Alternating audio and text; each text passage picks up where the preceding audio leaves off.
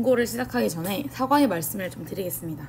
여러분, 제가 시험 기간만 되면 보강을 많이 하느라 목 상태가 좀 안 좋아지는 것 같아요. 항상 시험 직전 영상이 목소리가 좀 싫은 것 같아서 아이고 이거 사과를 드리면서 그래도 찍어달라고 아주 난리를 치길래 몽골 얼른 찍어보겠습니다. 자, 이제는 누구냐? 우리가 앞에서는 거란과 여진이랑 전쟁을 했어요. 그 이후에는 이제 고려가 몽골과 싸웁니다.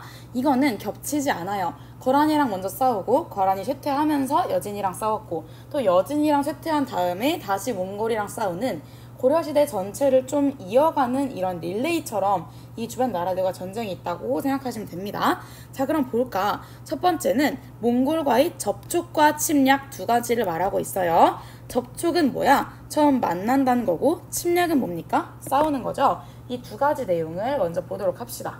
고려와 몽골이 처음 만날 때에는 둘만의 관계는 아니었어요. 왜냐? 얘네는 결국에는 동아시아라는 전체 지역에서 이만큼의 땅에 있는 고려와 이만큼의 땅에 성장하던 몽골, 그 사이에 있던 거란, 여진, 얘네가 모두 얽혀있기 때문인데요. 자, 그럼 어떻게 됐느냐? 금나라가 쇠퇴하고, 여기서 금나라는 무슨 부족이었죠? 알아야 합니다. 알아야 해요.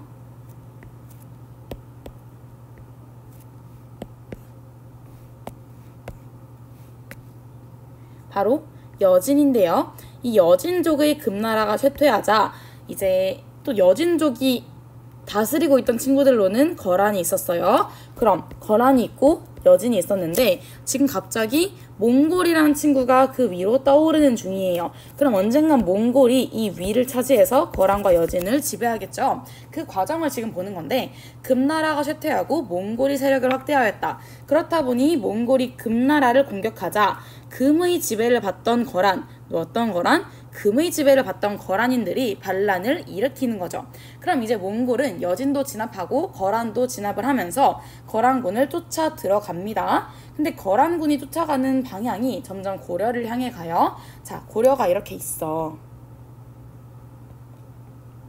이렇게 있으면 거란인들이 밀려서 내려와요. 그럼 우리나라도 얘네를 막으러 올라가야지. 그 다음에 몽골 애들도 얘네를 진압하러 들어올 거야. 그럼 여기에서 바로 고려와 몽골의 만남이 이루어지겠죠? 그게 바로 몽골과의 접촉입니다. 자, 여기 보자. 몽골군에 쫓겨 고려에 침입하였다. 고려는 몽골과 연합하여 이때 처음 만났는데요. 거란인이 있던 강동성이라는 곳을 함락하였고, 이걸 계기로 국교를 맺었다. 국교가 뭐야? 나라, 교류라는 뜻이라서 나라와 나라 사이 외교라고 보시면 됩니다. 국교를 맺었다. 근데 외교를 맺었으면은 동등한 관계라고 생각했을지 몰라, 고려는. 근데 막상 만나고 보니까 몽골이 고려를 취급하는 방식은 약간 갑질을 합니다. 어떤 식으로 하냐? 고려를 복속국으로 취급한다. 그리고 공물을 요구한다. 이 두 가지를 가지고 결국에는 이 몽골이 고려를 지배하고 싶어 하는구나 라는 욕심이 드러나는 거예요. 고려는 그의 기분이 나빴어. 그렇다 보니 갈등을 빚었어. 그렇다 보니까 고려에 왔던 사신 한 명이 집으로 가는 길에 의문의 죽음을 당하는 사건이 발생하고 맙니다. 자, 고려에 온 몽골 사신이 귀국하는 길에 살해되었다. 이게 바로 무엇이냐? 몽골과 고려의 1차 침입의 계기입니다. 1차의 계기예요. 여러분, 몽골과 고려의 전쟁은 1, 2, 3차 정도로 끝나지가 않아요. 4, 5, 6 엄청 길게 이어지는데요. 여러분 중학생들에게 그만큼을 모두 가르칠 수 없기 때문에 그 중에 딱 중요한 1차랑 2차 내용만 교과서에 들어가 있습니다. 그 중에 여기 우리 이만큼 부분이 1차 침입 내용이라고 보시면 돼요.